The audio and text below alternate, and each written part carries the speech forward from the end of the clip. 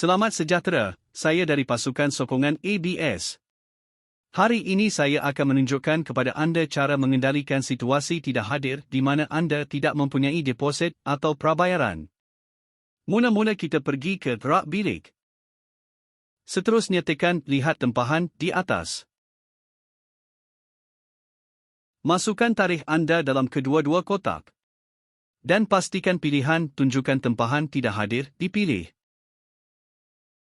Seterusnya tekan butang guna. Selepas itu, semua tempahan yang tidak hadir akan dipaparkan di sini. Dan pilihkan tempahan, tekan ikon mata untuk melihat tempahan tersebut.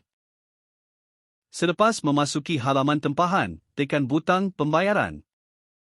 Semakan sama ada terdapat sebarang pembayaran di sini. Jika tiada, tekan butang tutup dan seterusnya tekan butang batal tempahan. Ia akan menunjukkan kepada anda cara untuk membatalkan. Dan terus masukkan kod yang dia sediakan dan tekan butang OK. Berharap video ini membantu anda memahami cara mengendalikan situasi tidak hadir di mana anda tidak mempunyai deposit atau prabayaran. Terima kasih.